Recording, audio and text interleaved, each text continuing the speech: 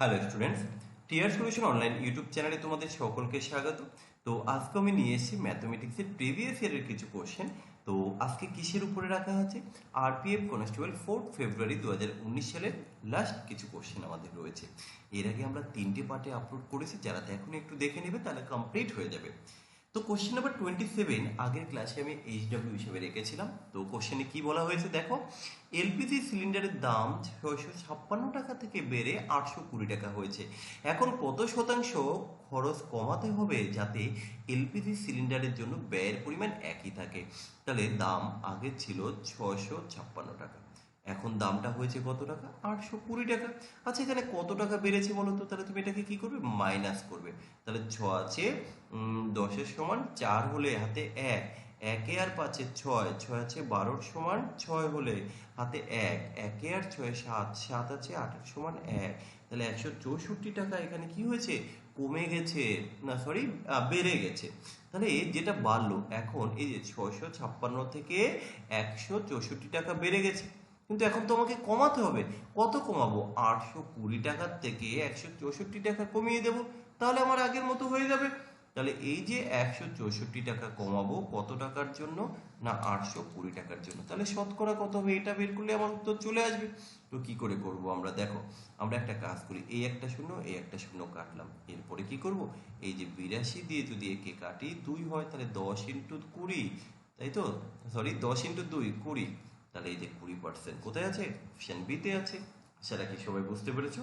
তো যাদের উত্তর ঠিক আছে তো ঠিক, আর যারা করতে পারেনি তারা একটু দেখে নাও।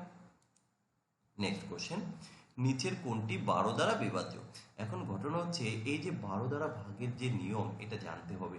যেই সংখ্যাকে 3 দ্বারা এবং 4 দ্বারা ভাগ করা যায় সেই সংখ্যাই কিন্তু তোমার 12 দ্বারা বিভাজ্য হবে। তো এখন আমি এক এক করে চেক করব। প্রথমে কি দিয়ে চেক করব? প্রথমে আমি 4 দিয়ে চেক করি, তাহলে একটু সুবিধা হবে। তো 4 দ্বারা ভাগের নিয়ম কি? কোনো সংখ্যার শেষে যদি দুটো জিরো থাকে অথবা শেষ দুটি সংখ্যা বা ডিজিট যদি 4 দিয়ে ভাগ যায় তাহলে টোটাল সংখ্যাটাই 4 দিয়ে ভাগ যাবে। তাহলে আমি এক এক করে দেখলাম। দেখো, এই যে শেষে 06, এটা কিন্তু কখনোই 4 দিয়ে ভাগ যাবে না। আচ্ছা, এই যে শেষে 82, এটা কি 4 দিয়ে ভাগ যাবে? এটা কখনোই 4 দিয়ে ভাগ যাবে না। আচ্ছা, 62কে কি 4 দিয়ে ভাগ করতে পারবে? 62কেও ভাগ করতে পারবে না। কিন্তু তুমি 84কে ভাগ করতে পারবে। তাহলে বাকি তিনটেকে তো ভাগই করা যাচ্ছে না, একমাত্র 84কে ভাগ করা যাচ্ছে 4 দিয়ে। তাহলে আমার উত্তর কিন্তু এসে গেছে। তো যে সংখ্যা 4 দিয়ে ভাগে, তুমি বলে স্যার আপনি তো 3 দিয়ে চেক করে দেখলেন না। কেন দেখবো? কারণ এই তিনটে তো আমার উত্তর হতেই পারে না, এগুলো তো ভাগই চাই না। তাহলে যেটা পড়ে আছে অ্যাটলিস্ট ওইটাই তো যাবে। এবার তুমি যদি তারপরেও দেখতে চাও, হ্যাঁ আমি দেখি তো 3 দিয়ে ভাগ যায় কিনা, তাহলে তুমি চেক করতেই পারো। 3 দ্বারা ভাগের নিয়ম কি তুমি জানো? সমস্ত ডিজিটের যোগফল যদি 3 দিয়ে ভাগ যায় তাহলে ওই টোটাল সংখ্যাটি 3 দিয়ে ভাগ যাবে। তো তুমি 4 আর একে 5, 5 আর সাথে 12, 12 আর 8 20, 20 আর 8 24 is divisible by 3, so the number is divisible by 12. ওকে, পরের কোশ্চেন, একটি নির্দিষ্ট পরিমাণ মূলধনের উপর বার্ষিক 12% হারে সরল সুদের উপর 5 বছর পর অর্জিত সুদ মানে ইন্টারেস্ট যদি 5,580 টাকা হয়, তাহলে তুমি কত টাকা বিনিয়োগ করেছিলে? তাহলে তুমি এখানে ইন্টারেস্টটা কিন্তু পেয়েছো। দেখো ভাই, আমরা এই কোশ্চেনটা সূত্র দিয়ে করতে পারি, কিন্তু আমি সবসময় একটু ব্যতিক্রম কিছু শেখানোর চেষ্টা করি। তো এই যে 12% হারে 5 বছরে তুমি কত সুদ পাবে? তুমি বলবে স্যার বেশি তো পাবো না, মাত্র 5 × 60 টাকা সুদ পাবো। তাহলে তুমি এইভাবে লেখো যে তুমি এই যে 60 টাকা সুদ পাচ্ছ কত টাকার জন্য? যে স্যার আপনি তো আসল অলওয়েজ 100 টাকা ধরেই করান, তো ওই আসল 100 টাকা। তাহলে 60 টাকা যখন আসল, আমার সরি সুদ, আমার আসল হচ্ছে 100 টাকা। কিন্তু উনি এখানে বলেছে 5,580 টাকা সুদ পায়, তাহলে আমি এই যে 5,580 টাকা সুদ পাচ্ছে, তাহলে আসল কত হবে? ইজিলি স্যার বেরিয়ে যাবে। কি করে? স্যার এই শূন্য কেটে দিলাম, তাহলে 6-এর কত গুণ করলে 558 হয় স্যার? এই দেখুন, 6 নং 54, তাহলে 18, 318। স্যার এর সাথে আপনি 93 গুণ করে দিন, সো এই যে 9300 শেষ উত্তর। এইভাবে করতে পারো। কিন্তু তোমরা তো আছো, তোমরা ভাবো যে স্যার আপনি তো, আমরা তো জানি এসআই ইকুয়াল টু PTR/100। চলুন স্যার তাহলে এইভাবে করা যাক। এসআই কত টাকা? 5580 ইকুয়াল টু আসল কত স্যার জানি না, টাইম কত sir 5 years, rate of interest sir 12% equal to কত 100। স্যার এখান থেকে পি বেরিয়ে যাবে, কি করে বেরোবে? এই 5 দিয়ে এটাকে কাটলে স্যার 20 হয়। এই এরপরে কি করব? আচ্ছা এই 20 দিয়ে গুণ করে দিই, তাহলে আই থিঙ্ক একটু সুবিধা হবে। দেখুন স্যার ক্যালকুলেশনটা কিন্তু একটু জটিল হচ্ছে, আমার মতো সহজ হচ্ছে না আপনাদের। তো এটা যখন আমি গুণ করব, এখানে আমার একটা ডবল জিরো দিতে হবে, এই শূন্য শূন্য গুণ করলাম। এবার 8 দুগুণে 16 6 হাতে আছে 1। তো এই 5 দুগুণে 10 আর 1 11 1 হাতে 1, 5 দুগুণে 10 আর 1 11। স্যার তাকে ডিভাইডেড করতে হবে 2 দিয়ে, তো করুন। 2 দিয়ে দিলে এই তো গন্ডগোল করেছি আমি মনে হয়। ও একে 12 দিয়ে ডিভাইডেড করতে হবে।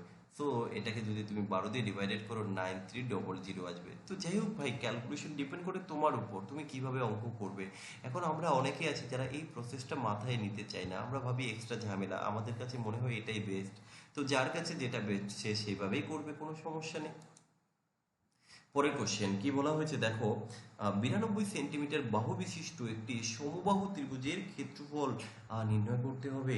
আরে ভাই, আগে তো তোমাকে জানতে হবে যে সমবাহু ত্রিভুজের ক্ষেত্রফল নির্ণয়ের যে সূত্র কি না, √3/4 ইন্টু বাহু স্কোয়ার। এটাই হচ্ছে সমবাহু ত্রিভুজের ক্ষেত্রফল। সো এবার এখানটা আমরা জাস্ট ক্ষেত্রফলটা বের করে নেব, কত হবে? এই যে √3/4 ইন্টু বাহু স্কোয়ার, অর্থাৎ 92 ইন্টু 92, বাহু তো তাই দিয়েছে। এবার তুমি এটাকে ক্যালকুলেশন করো কত হবে। আচ্ছা দেখি, 4 দিয়ে কাটবেই, 4/88 4 23, ইয়েস কাটাকাটি গেল 4 23। এবার স্যার কি হবে দেখো, খুব সহজে আমরা আই থিঙ্ক করতে পারবো। তো এখানে কিছু একটা অপশানে ভুল আছে বুঝলে, অপশানে কিছু একটা ভুল আছে, এখানে এই সংখ্যাটা না হবে না, এটা আসলে রুটের মধ্যে চলে গেছে। যাই হোক ঠিক আছে, এবার ঠিক আছে। কারণ এই আমাকে যেটা করতে হবে 23 × 92, এটা গুণ করতে হবে আগে, করে আমরা √3টা রেখে দেবো। তাহলে 3 দুগুণে 6, দেখো প্রত্যেকটার শেষে 6 আছে, তো আমি সম্পূর্ণটাই গুণ করবো, টেনশন কি আছে। 3 দুগুণে 6, আচ্ছা এটা তো দিয়ে দিই।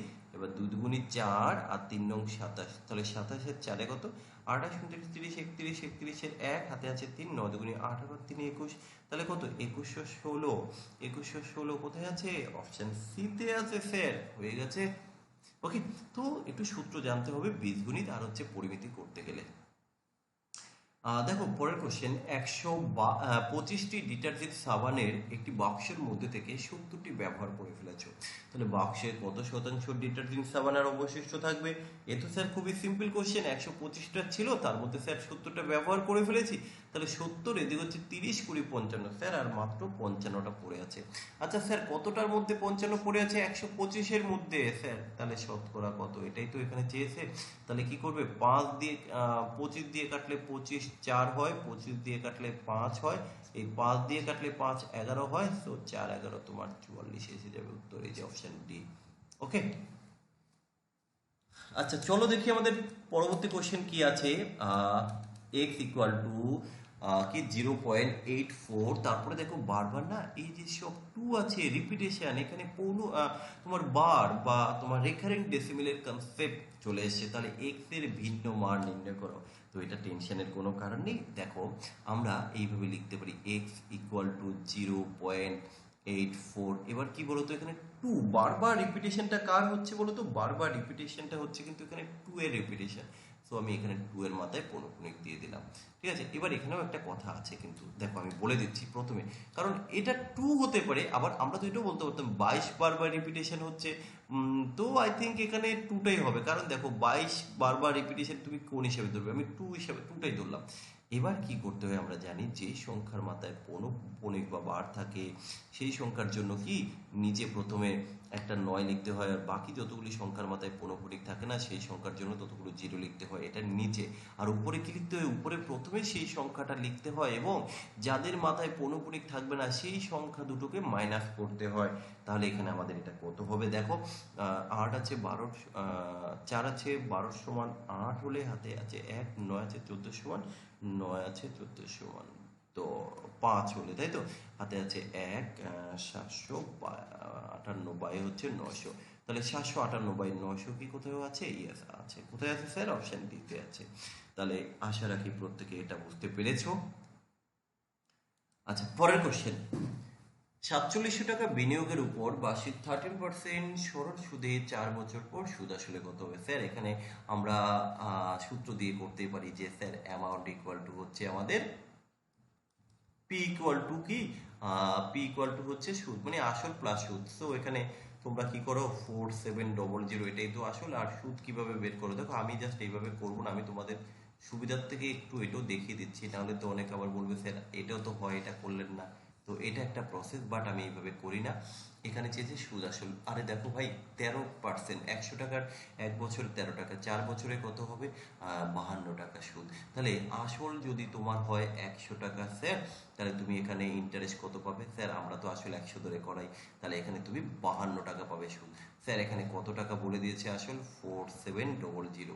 কিন্তু এখানে ও সরি স্যার, সুদ আসল, তাহলে 100 টাকার জন্য 100 টাকা আসল হলে স্যার সুদ 52 টাকা, কিন্তু এখানে তো অ্যামাউন্ট চেয়েছে, অ্যামাউন্ট হবে 152 টাকা, রাইট?